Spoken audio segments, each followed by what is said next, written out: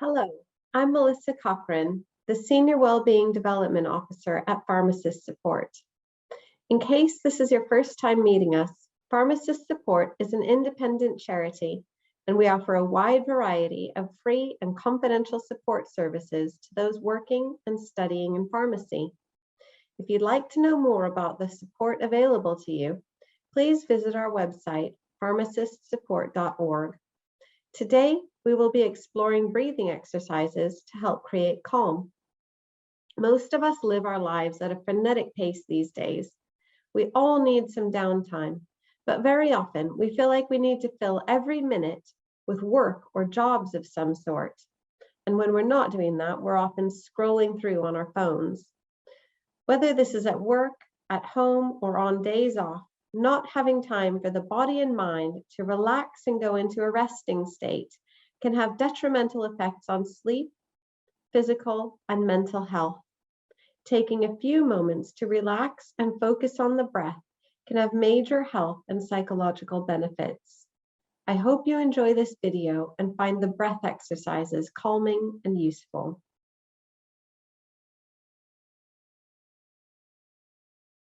Before we begin, let me ask you a bit of trivia. How many breaths does the average adult take per day? Put your thinking caps on, immerse yourself into the session, and I'll reveal the answer at the end. I generally think that if we know why something is important, we're much more likely to do it. So let's look at why relaxation and meditation are important and how they have a role in health. Chronic stress has been shown to have the ability to reduce brain plasticity. Neuroplasticity is the brain's ability to change throughout life.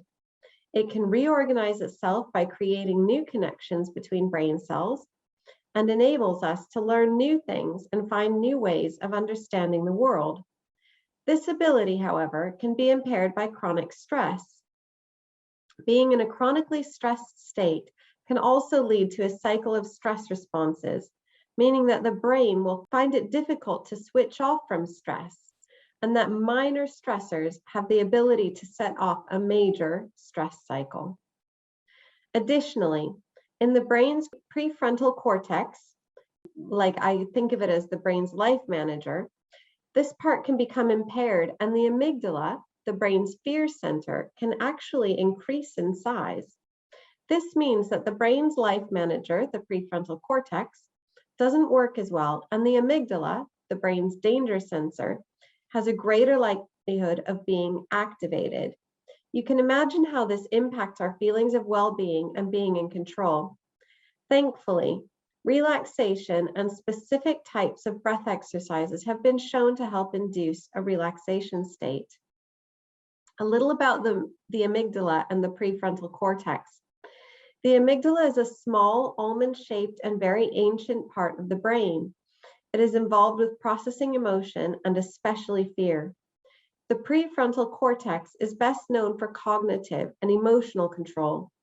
There are many analogies to help us understand the function of the prefrontal cortex, but my favorite is the horse and rider analogy because it encompasses the role of the amygdala as well. Dr. Fredrik Oz, a neuropsychologist in Stockholm, describes it like this. The horse, representing the amygdala, can be spooked and run off, but can be brought back under control by a good rider, in this case, the prefrontal cortex. You can see then why it is so significant if the prefrontal cortex becomes impaired and the brain is essentially hijacked by a spooked horse.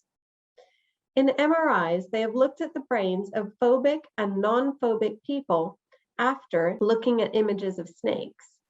In non-phobic people, the prefrontal cortex lights up after the amygdala, and so we can see the effect of the prefrontal cortex in action, keeping the fear response under control. Of course, in phobic people, this doesn't take place. You don't see the prefrontal cortex lighting up. There are different ways of helping to break the stress cycle, and mindfulness and breathing exercises are two approaches that can help. When we are stressed, the sympathetic nervous system is triggered, which activates a chain of reactions in the body. When we learn breath exercises to create calm, These breaths can activate the parasympathetic nervous system, which calms down the stress response. Anytime you breathe out for longer than you breathe in, this is a kind of body hack that tricks the body into thinking that everything is okay. It slows the heart rate and engages the parasympathetic nervous system, which is involved in the relaxation state.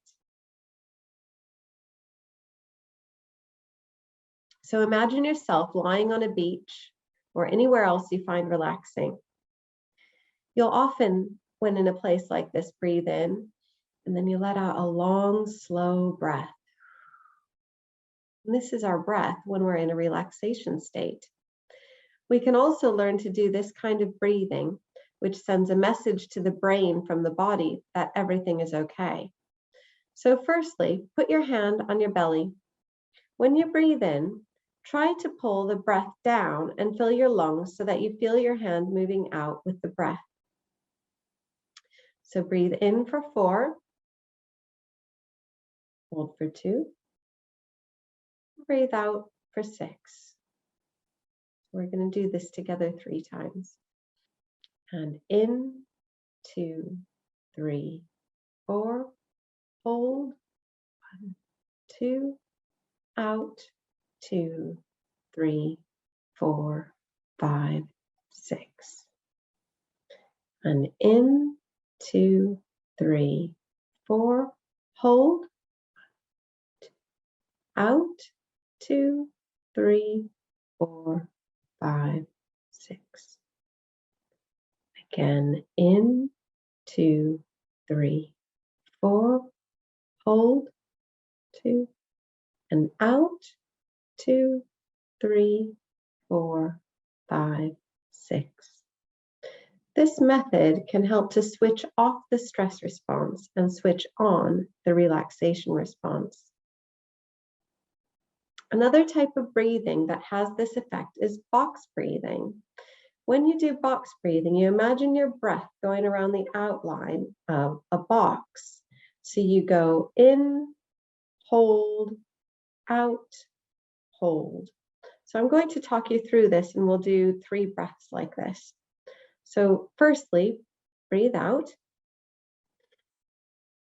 And now breathe in, 2, 3, 4, hold, 2, 3, 4, out, 2, 3, 4, hold, 2, 3, 4, in, 2, 3, 4, hold, 2, 3, 4, out, 2, 3, 4, hold, 2, 3, 4, in, 2, 3, 4, hold, 2, 3, 4, out, 2, 3, 4, hold, 2, 3, 4.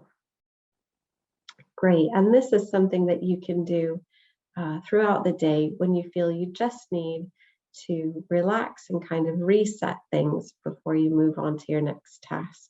Let's go back to the trivia question. What did you come up with? The answer is around 20,000 breaths. That is a lot of breathing. So if you can set aside some dedicated time to practice, calm yourself down, and really be aware of your breath, I think you might find that really helpful. I hope you found today's session useful and have some ideas about how you can put this information into practice. You can find more information on our website and on our Wellbeing Learning platform. We have lots of information available, including other short videos, workshops, and self-learning modules. You can also follow us on social media to keep up with the latest news, and we hope to see you again. Thank you.